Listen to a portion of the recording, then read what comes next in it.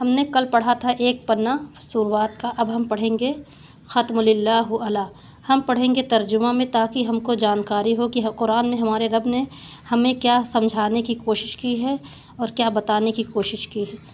بسم اللہ الرحمن الرحیم۔ بند لگا دیا اللہ تعالیٰ نے ان کے دلوں پر اور ان کے کانوں پر اور ان کی آنکھوں پر پردہ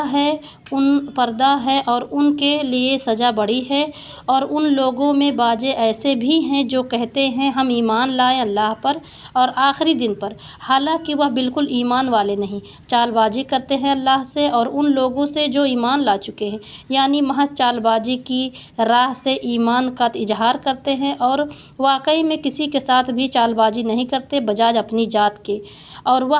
اس کا شعور نہیں رکھتے۔ ان کے دلوں میں بڑا مرض ہے، سو اور بھی بڑھا دیا اللہ نے ان کے مرض کو، اور ان کے لیے سزا دردناک ہے، اس وجہ سے کہ وہ جھوٹ بولا کرتے تھے۔ اور جب ان سے کہا جاتا ہے کہ فساد مت کرو زمین میں، تو کہتے ہیں کہ ہم تو اصلاح ہی کرنے والے ہیں۔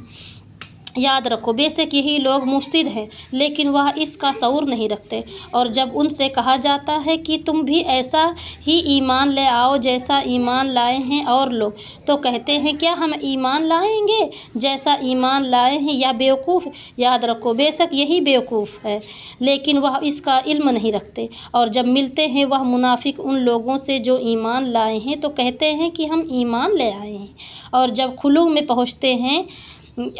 اپنے سرداروں کے پاس تو کہتے ہیں کہ ہم بے شک تمہارے ساتھ ہیں، تم صرف استہزاء کیا کرتے ہیں،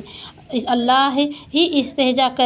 کر رہے ہیں ان کے ساتھ، اور ڈھیل دیتے چلے جاتے ہیں ان کو کہ وہ اپنی سرکشی میں حیران سرگردان ہو رہے ہیں۔ یہ لوگ ہیں کہ انہوں نے گمراہی لے لی بجائے ہدایت کے، تو سعادت مند نہ ہوئی ان کی یہ تجارت اور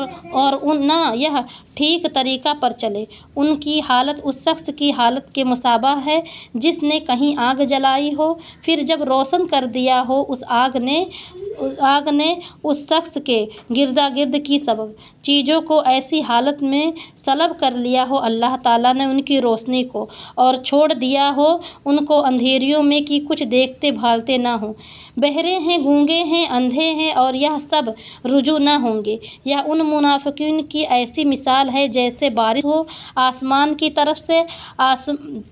اس میں اندھیری بھی ہو اور عدد برق بھی ہو، اور جو لوگ اس بارش میں چل رہے ہیں وہ ٹھونسے لیتے ہیں اپنی انگلیاں اپنے کانوں میں کڑک کے سبب، اندیشہ موت سے، اور اللہ تعالیٰ احاطہ میں لیے ہو۔ میں